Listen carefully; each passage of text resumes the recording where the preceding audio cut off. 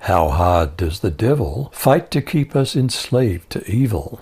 Does it require God's miraculous intervention to free us? Is the Exodus not just the history of a nation's salvation, but also a metaphor for our eternal salvation? Let's look at Exodus 14. Was God more concerned that the Egyptians know that He is the Lord than their present physical existence? How will this play out in their eternity? And the Lord spoke to Moses, saying, Speak to the children of Israel, that they turn and encamp before Pi-hahiroth, between Migdol and the sea, over against Baal-zephon. Before it shall you encamp by the sea. For Pharaoh will say of the children of Israel, They're entangled in the land, the wilderness has shut them in, and I'll harden Pharaoh's heart, that he shall follow after them, and I'll be honored upon Pharaoh, and upon all his host, that the Egyptians may know that I am the Lord. And they did so. Did Pharaoh pursue the people of Israel with an army?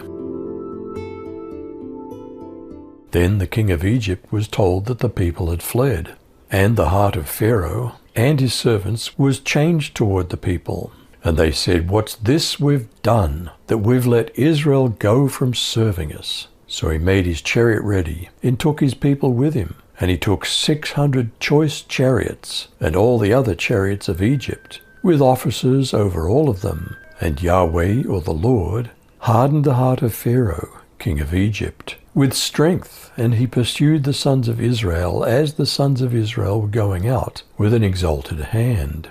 Then the Egyptians pursued them with all the horses and chariots of Pharaoh, his horsemen and his army, and they overtook them camping by the sea, beside Pi-hahiroth, in front of Baal-zephon. Did the people of Israel panic or trust God in their plight? As Pharaoh approached, the sons of Israel looked, and behold, the Egyptians were coming after them, and they became very frightened. So the sons of Israel cried out to the Lord. Then they said to Moses, Is it because there were no graves in Egypt that you've taken us away to die in the wilderness? Why have you dealt with us in this way, bringing us out of Egypt? Isn't this the word that we spoke to you in Egypt, saying, Leave us alone, so that we may serve the Egyptians? For it would have been better for us to serve the Egyptians than to die in the wilderness. Did Moses encourage them to just have faith in the Lord? Moses answered the people, Don't be afraid. Stand firm, and you'll see the deliverance the Lord will bring you today. The Egyptians you see today, you'll never see again. The Lord will fight for you. You need only to be still. Did the Lord encourage Moses to just get moving? Then the Lord said to Moses, Why are you crying out to me? Tell the people to get moving. Pick up your staff and raise your hand over the sea. Divide the water so the Israelites can walk through the middle of the sea on dry ground. And I'll harden the hearts of the Egyptians, and they'll charge in after the Israelites. My great glory will be displayed through Pharaoh and his troops, his chariots and his charioteers. When my glory is displayed through them, all Egypt will see my glory and know that I am the Lord. Did God protect all Israel during the night? The angel of God, who went before the camp of Israel, moved and went behind them, and the pillar of cloud moved from before them and stood behind them. It came between the camp of Egypt and the camp of Israel. There was cloud and the darkness, yet it gave light by night. One didn't come near the other all night.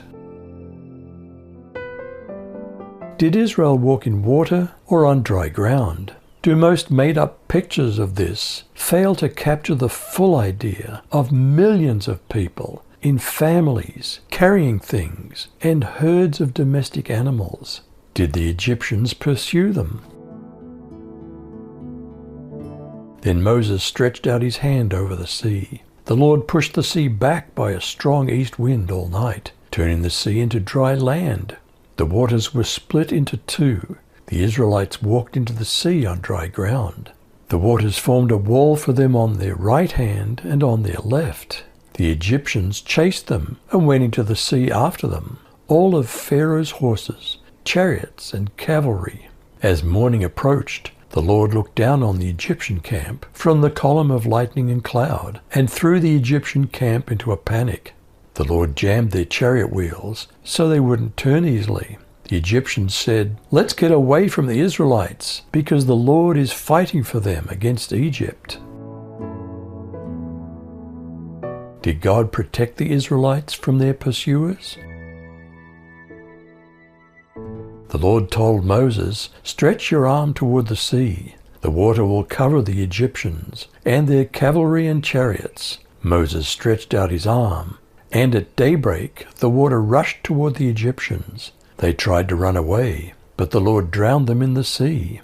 The water came and covered the chariots, the cavalry, and the whole Egyptian army that had followed the Israelites into the sea. Not one of them was left alive, but the sea had made a wall of water on each side of the Israelites, so they walked through on dry land. Did the Israelites finally come to faith? Was it to last long? Thus the Lord saved Israel that day from the hand of the Egyptians. And Israel saw the Egyptians dead on the seashore. Israel saw the great power that the Lord used against the Egyptians. So the people feared the Lord, and they believed in the Lord and in his servant Moses. How hard does the devil fight to keep us enslaved to evil?